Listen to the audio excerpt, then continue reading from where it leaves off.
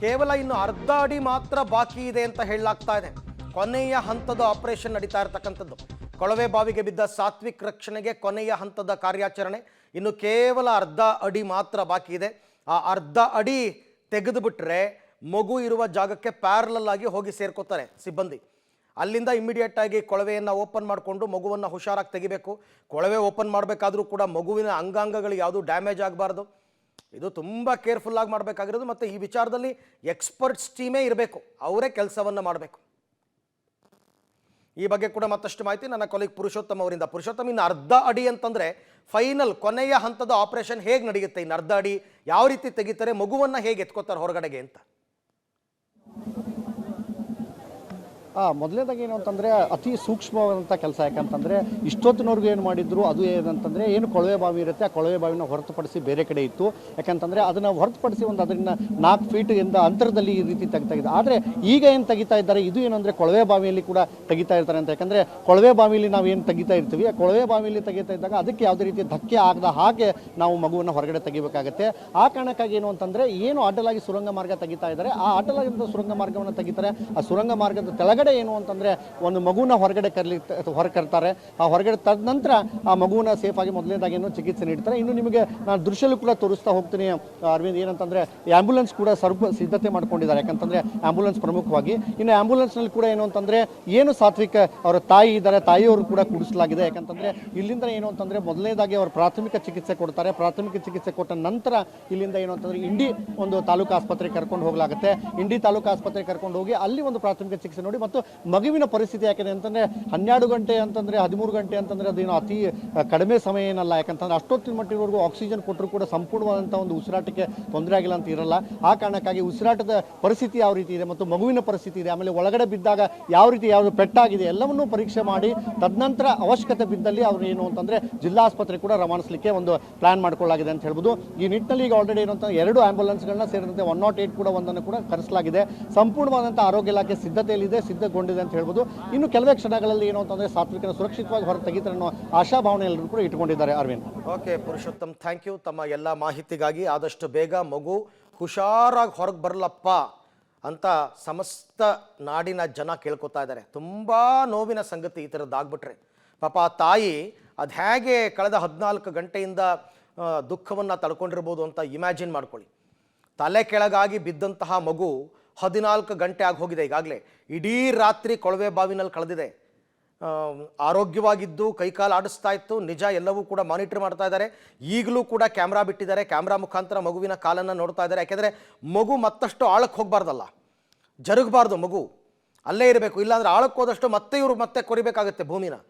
ಹಾಗಾಗಿ ಅದಕ್ಕೆ ಯಾವುದೇ ರೀತಿ ತೊಂದರೆ ಆಗದೇ ಇದ್ದ ಹಾಗೆ, ಜೀವಕ್ಕೇನು ತೊಂದರೆ ಆಗದ ಹಾಗೆ, ಅಂಗಾಂಗಗಳಿಗೆ ತೊಂದರೆ ಆಗದೇ ಇರೋ ಹಾಗೆ ಬಹಳ ಹುಷಾರಾಗಿ ಮಗುವನ್ನು ಅಲ್ಲಿಂದ ಎತ್ಕೋಬೇಕಾಗತ್ತೆ. ಆ ಕ್ಷಣ ಇನ್ನೇನು ಹತ್ತಿರ ಬಂದಿದೆ ಅಂತ ಅನ್ನಿಸ್ತಾ ಇದೆ ನನ್ನ ಪ್ರಕಾರ. ಇನ್ನೇನು ಕೆಲವೇ ಕ್ಷಣಗಳಲ್ಲಿ ಮಗುವನ್ನು ಹೊರಗೆ ತೆಗಿತಾರೆ. ಬಾವಿಯಲ್ಲಿ ಸಿಲುಕಿರುವಂತಹ ಏನು ಸಾತ್ವಿಕ್ ಇದ್ದಾನೆ, ಸಾತ್ವಿಕನ ಸುರಕ್ಷಿತವಾಗಿ ಹೊರತೆಗಿಲಿಕ್ಕೆ ಏನು ಅಂತಂದರೆ ನಿರಂತರವಾಗಿ 12 ಗಂಟೆಗಳಿಂದ ಒಂದು ಕಾರ್ಯಾಚರಣೆ ನಡೆದಿದೆ. ನೀವು ನೋಡ್ತಿರ್ಬೋದು ಇಲ್ಲೇನು ಮಹಿಳೆಯರು ವೃದ್ಧರು ಎಲ್ಲರೂ ಕೂಡ ಕೂತಿದ್ದಾರೆ. ನಿನ್ನೆ ಒಂದು ಏನೋ ತಡರಾತ್ರಿಯಿಂದಲೇ ಅಂದರೆ ಸಾಯಂಕಾಲ ಏನು ಘಟನೆ ನಡೀತು, ಸಾಯಂಕಾಲದಿಂದ ಈ ರೀತಿ ಬಂದು ಎಲ್ಲರೂ ಕೂಡ ಇಲ್ಲಿನೇ ಏನೋ ಒಂದು ಜಾಗ ಇದೆ, ಒಂದು ಕೊಳವೆ ಬಾವಿ ಇತ್ತು, ಆ ಕೊಳವೆ ಬಾವಿ ಜಾಗದಲ್ಲೇ ಕೂತಿದ್ದಾರೆ ಅಂತ ಹೇಳ್ಬೋದು. ಎಲ್ಲರೂ ಕೂಡ ಒಂದೇ ಪ್ರಾರ್ಥನೆ ಮಾಡ್ತಾ ಇದ್ದಾರೆ, ಮತ್ತೆ ಸಾತ್ವಿಕ್ ಬರಲಿ, ಮತ್ತೆ ಸಾತ್ವಿಕ್ ಎಂದಿನಂತೆ ಓಡಾಡಲಿ ಅನ್ನೋ ಒಂದು ನಿಟ್ಟಿನಲ್ಲಿ ಎಲ್ಲರೂ ಕೂಡ ಪ್ರಾರ್ಥನೆ ಮಾಡ್ತಾ ಇದ್ದಾರೆ. ಜೊತೆಗೆ ಏನು ಅಂತಂದರೆ ನಿನ್ನೆ ಸಾಯಂಕಾಲದಿಂದ ಕುಳಿತಂತೆ ಎಲ್ಲರೂ ಕೂಡ ಏನು ಅಂತಂದರೆ ಸಂಬಂಧಿಕರಲ್ಲಿ ಮತ್ತು ಗ್ರಾಮಸ್ಥರಾಗಲಿ ಎಲ್ಲರೂ ಕೂಡ ಒಟ್ಟಿಗೆ ಸೇರಿಕೊಂಡು ಏನು ಅಂತಂದರೆ ಒಂದೇ ಒಂದು ಪ್ರಾರ್ಥನೆ ಮಾಡ್ತಾ ಇದ್ದಾರೆ. ಏನು ಅಂತಂದರೆ ಸಾತ್ವಿಕ್ ಮತ್ತೆ ಬರಲಿ ಅಂಥೇಳಿ ಎಲ್ಲರೂ ಕೂಡ ಕಾಯ್ತಾ ಕೂತಿದ್ದಾರೆ ಅಂತ ಹೇಳ್ಬೋದು. ಇನ್ನೇನು ಕ್ಷಣಗಣನೆ ಕೂಡ ನಡೆದಿದೆ. ಯಾಕಂದರೆ ನಿರಂತರವಾಗಿ 12 ಗಂಟೆಗಳಿಂದ ಒಂದು ಕಾರ್ಯಾಚರಣೆ ನಡೀತಾ ಇದೆ. NDRF ಟೀಮ್ ಕೂಡ ಬಂದಿದೆ. ಇನ್ನೇನು ಅಂತಂದರೆ ಒಂದು ಅರ್ಧ ಗಂಟೆ ಅಷ್ಟೇ ಅಲ್ಲಿ ಏನು ಅಂತಂದರೆ ಒಂದು ಸಾತ್ವಿಕನನ್ನು ಹೊರಗಡೆ ತರುವಂಥ ಕಾರ್ಯ ಆಗಬಹುದು ಅನ್ನೋ ಸಾಧ್ಯತೆ ಕೂಡ ಇದೆ. ಈ ಹಿನ್ನೆಲೆಯಲ್ಲಿ ನೀವು ನೋಡ್ತಿರ್ಬೋದು ಯಾವ ರೀತಿ ಒಂದು ಕಾರ್ಯಾಚರಣೆ ಕೂಡ ನಡೀತಾ ಇತ್ತು ಅಂಥೇಳಿ. ಇನ್ನೇನು ಮಹಿಳೆಯರೆಲ್ಲರ ವೃದ್ಧರು ಎಲ್ಲರೂ ಗ್ರಾಮಸ್ಥರೆಲ್ಲರೂ ಕೂಡಿದ್ದಾರೆ. ಎಲ್ಲರೂ ಕೂಡ ಏನು ಅಂತಂದರೆ ಒಂದೇ ಒಂದು ಪ್ರಾರ್ಥನೆ ಇದೆ. ಅವರೆಲ್ಲರೂ ಏನಂತಂದರೆ ಎಲ್ಲರೂ ಕೂಡ ಏನು ಅಂತಂದರೆ ಸಾತ್ವಿಕನ ಮರಳಿ ಬರಲಿ, ಮತ್ತೆ ಅವನು ಓಡಾಟ ಅಂದರೆ ನೀವು ನೋಡ್ತಿರ್ಬೋದು ಇದೇ ಮನೆಯಲ್ಲಿ ಇದೇ ಒಂದು ಅಂಗಳದಲ್ಲಿ ಸಾತ್ವಿಕ ಓಡಾಡ್ತಾ ಇದ್ದ, ಆಟ ಆಡ್ತಿದ್ದ. ಈ ಹಿನ್ನೆಲೆಯಲ್ಲಿ ಏನು ಅಂತಂದರೆ ಅವ್ರ ತಾಯಿಯವರು ಕೂಡ ಏನು ಅಂತಂದರೆ ಸಂಜೆ ಕೂಡ ನಿನ್ನೆ ಸಂಜೆ ಏನೋ ಮನೆಯಲ್ಲಿದ್ದರು. ಮನೆಯಲ್ಲಿದ್ದಾಗ ಒಂದು ಆಟ ಆಡ್ಕೋತಾನೆ ಬಂದು ಏನು ಅಂತಂದರೆ ಒಂದು ಕೊಳವೆ ಬಾವಿಯನ್ನು ಕೊರೆದಿದ್ರು. ಆ ಕೊಳವೆ ಬಾವಿಯಲ್ಲಿ ಅಚಾನಕ್ಕಾಗಿ ಅಂದರೆ ಆಕಸ್ಮಿಕವಾಗಿ ಅದರಲ್ಲಿ ಬಿದ್ದುಬಿಟ್ಟಿದ್ದಾನೆ. ಇನ್ನು ಏನಂತಂದರೆ ಪ್ರಮುಖವಾಗಿ ಇದೇ ರೀತಿ ಏನಂತಂದರೆ ಕೊಳವೆ ಬಾವಿನೂ ಕೂಡ ಏನೋ 2 ದಿನದ ಹಿಂದೆ ಮಾತ್ರ ಕೊರೆಯಲಾಗಿತ್ತು. ಆ ತದನಂತರ ಏನು ಅಂತಂದರೆ ಆ ಕೊಳವೆ ಬಾವಿನ ಏನು ಕೊಡಲಾಗಿತ್ತು ಅದಕ್ಕೆ ಮುಚ್ಚಳಕ್ಕೆ ಅಂದರೆ ಅದರಲ್ಲಿ ನೀರು ಕೂಡ ಬಂದಿದ್ದ ಕಾರಣಕ್ಕಾಗಿ ನೀರಿನ ತಪಾಸಣೆ ನಡೆಸಿ ತದನಂತರ ಅದಕ್ಕೆ ಒಂದು ಮುಚ್ಚಳಿಕೆ ಹಾಕುವಂಥ ಕಾರ್ಯಕ್ಕೆ ಕೂಡ ಮುಂದಾಗಬೇಕು ಅಂತ ಮಾಡಿದ್ರು. ಅಷ್ಟರಲ್ಲೇ ಇದೊಂದು ಅವಘಡ ಸಂಭವಿಸಿದೆ ಅಂತ ಹೇಳ್ಬೋದು. ಹಾಗಿದ್ರೆ ಅದ್ರ ಬಗ್ಗೆ ಅವ್ರ ತಾಯಿಯವರು ಇದ್ದಾರೆ, ಈಗ 12 ಗಂಟೆಯಿಂದ ಕಾಯ್ತಾ ಇದ್ದಾರೆ, ಇನ್ನೇನು ಕ್ಷಣಗಣನೆ ಆಗ್ತಾ ಇದೆ. ಹಾಗಿದ್ರೆ ಏನು ಅನಿಸ್ತಾ ಇದೆ ಅಮ್ಮ? ಈಗ ಇನ್ನೂ ಅರ್ಧ ಗಂಟೆಯಲ್ಲಿ ಮಗುನ ಹೊರಗಡೆ ಬರ್ತದೆ, ಕರ್ಕೊಂಡ್ಬರ್ತಾರೆ ಸಾತ್ವಿಕನ ಮಾಡಲಿಕ್ಕೆ. ಏನು ಅನಿಸ್ತಾ ಇದೆ ನಿಮ್ಗೆ? ಏನು ಹೇಳಿಕ್ಕೆ ಇಚ್ಛೆ ಪಡ್ತೀರಿ? ಪ್ರಾರ್ಥನೆ ಏನಿದೆ ನಿಮ್ಮದು ದೇವರಲ್ಲಿ? ನಿನ್ನೆ ರಾತ್ರಿ ಹಿಡಿದು ಬರೀ ಅರ್ಧ ಗಂಟೆ ಬರ್ತದೆ ಅಂತ ಹೇಳಕತ್ತಾರೆ. ಇನ್ನೂ ಹೊರತಾಗ ಕಾಯ್ಲಿಕತ್ತಿದ್ವು, ನಮ್ಮ ಮಗನೇ ಬರಲ್ಲಾಗ್ಯದ್ರಿ. ನಾವು ಬಂದ್ರೆ ಸಾಕು. ಈ ಕಾರ್ಯಾಚರಣೆ ಕೂಡ ಮಾಡ್ತಾರೆ 12 ಗಂಟೆಯಿಂದ, ನಿನ್ನೆ ಸಾಯಂಕಾಲ 6 ಗಂಟೆಯಿಂದ ಮಾಡ್ತಾ ಇದ್ದಾರೆ. ಈಗ 13 ಗಂಟೆ ಕೂಡ ಕಳೆದೋಯ್ತು ಈ ಕಾರ್ಯಾಚರಣೆ ನಡೀತಾ. ಇನ್ನು ಅರ್ಧ ಗಂಟೆ ಅಂತಂದ್ರೆ ಏನು ಕಲ್ಲು ಬಂಡೆಗಳು ಒಂದು ಸ್ವಲ್ಪ ಅಡೆತಡೆ ಆಗ್ತಾ ಇದೆ. ಈ ನಿಟ್ಟಿನಲ್ಲಿ ಈಗ ಸಾತ್ವಿಕನ ಬರ್ಲಿಕ್ಕೆ ಯಾವ ರೀತಿ ಪ್ರಾರ್ಥನೆ ಮಾಡ್ತಾ ಇದ್ರಿ ದೇವರಲ್ಲಿ? ದೇವ್ರ ಹತ್ರ ನನ್ನ ಮಗ ಬಂದ್ರೆ ಸಾಕಪ್ಪ ಅಂತ ಪ್ರಾರ್ಥನೆ ಮಾಡ್ಲತ್ತೀವಿ. ಈಗ ನಿನ್ನೆ ಸಾಯಂಕಾಲ ಕೂಡ ಸಂಬಂಧಿಕರಲ್ಲಿ ಗ್ರಾಮಸ್ಥರು ಎಲ್ಲರೂ ಕೂಡ ಒಂದೇ ಒಂದು ಎಲ್ಲರೂ ಕೂಡ ಇಲ್ಲೇ ಕಾಯ್ಕೋತಾ ಕುಳಿತಿದ್ರಿ. ಏನು ಆಟ ಆಡ್ತಾ ಇದ್ದಾಗ ಈ ಘಟನೆ ಆಯ್ತಾ ಮೇಡಮ್? ಏನಾಯ್ತಮ್ಮ ಅಂತ? ಅವ ಆಟ ಆಡ್ಕೋತ ಬಂದನ್ರಿ, ಕಣ್ಣ ಯಾರು ನೋಡೇ ಇಲ್ರಿ. ಅಂದ್ರೆ ಪ್ರತಿನಿತ್ಯ ಈ ರೀತಿ ಏನು ಈ ಕಡೆ ಬರ್ತಾ ಇಲ್ಲ ಬರ್ತಿತ್ತಿಲ್ರಿ. ಈ ಕೊಳವೆ ಬಾವಿ ಯಾವಾಗ ಕೊಡಿಸಿದ್ರಿ? ಮೊನ್ನೆ ದಿನ ರೀ. ಮೊನ್ನೆ ಕೊಡಿಸಿ ಅದ್ರ ಮುಚ್ಚಳಕ್ಕೆ ಹಾಕಿದ್ದಿಲ್ರಿ? ಹೆಂಗಿದು ಹಾಕಿದ್ದರಿ ಒಂದ್ಸಲ ಮತ್ತೆ ತೆಗೆದು ಮೋಟ್ರ್ ಬಿಡ್ಬೇಕಂತ ನೋಡ್ಯಾರ್ರಿ. ಮತ್ತೆ ಹಂಗೆ ನೆನಪಾರ ಹಂಗೆ ಹೋಗಿ ಬಿಟ್ಟಾರ. ಅವಾಗ ಈ ಸಾಯಂಕಾಲ ಈ ಘಟನೆ ನಡೆದು. ಈಗ ಇಲ್ಲಿ ಪವಾಡ ಏನಂದ್ರೆ ಸಂಪೂರ್ಣ ಸಿದ್ದಪ್ಪನ ಬಗ್ಗೆ ಅಜ್ಜನ ಬಗ್ಗೆ ಎಲ್ಲರೂ ಕೂಡ ಹೇಳ್ತಾರೆ, ಇಲ್ಲ ಪವಾಡ ಪುರುಷರು ಇರ್ತಾರೆ, ಅವರ ಪವಾಡ ನಡೆಯುತ್ತೆ ಅಂತೇಳಿ. ಈ ನಿಟ್ಟಿನಲ್ಲಿ ನಿಮಗೂ ಈ ಬಾರಿ ಒಂದು ಪವಾಡ ಆಗಿ ಅದೃಶ್ಯ ಬರಲಿ ಅಂತ ನಮ್ಮ ಸಾತ್ವಿಕ ಅಂತ ನೀವು ಏನು ಪ್ರಾರ್ಥನೆ ಮಾಡ್ತಾ ಇದ್ದೀರಿ? ನನ್ನ ಮಗ ಬದುಕಿ ಬಂದ್ರೆ ನಮ್ಮ ಮನೆಯಿಂದ ಮಟ್ಟ ತಕ್ಕ ದಂಡವತ್ ಹಾಕ್ತೀನಿ ಅಂತ ಬಿಟ್ಕೊಂಡಿದ್ರಿ. ಫಲಿಸ್ತದೆ ನಿಮ್ಗೆ ಅನಿಸ್ತದ? ಹೆಂಗಿದೆ ದೇವ್ರ ಒಂದು ಪವಾಡ ಎಲ್ಲರೂ ಕೂಡ ಮೆಚ್ತಾರೆ, ಎಲ್ಲರೂ ಕೂಡ ಪವಾಡ ಆಗೇ ಆಗುತ್ತೆ ಅಂತ ಇದ್ರೆ ನಿಮಗೂ ಆ ನಂಬಿಕೆ ಇಟ್ಕೊಂಡಿದ್ರೆ?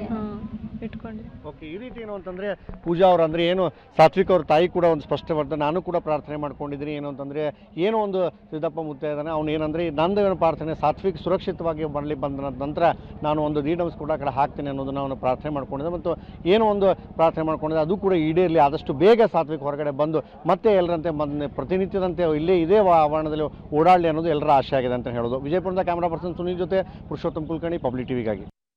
ಇಲ್ಲಿನೂ ಕೂಡ ಏನಂತಂದರೆ ಒಂದು ಆಕ್ಸಿಜನ್ ಕೂಡ ಇಟ್ಕೊಂಡಿದ್ದಾರೆ. ಓಕೆ. ಪಾಪ ಅವ್ರ ತಾಯಿ, ನಾನು ಆಗಲೇ ಹೇಳ್ತಾ ಇದ್ನಲ್ಲ, ಅವ್ರಿಗೆ ಹತ್ತು ಕಣ್ಣೀರೆಲ್ಲ ಬಸ್ತು ಹೋಗ್ಬಿಟ್ಟಿದೆ ಪಾಪ.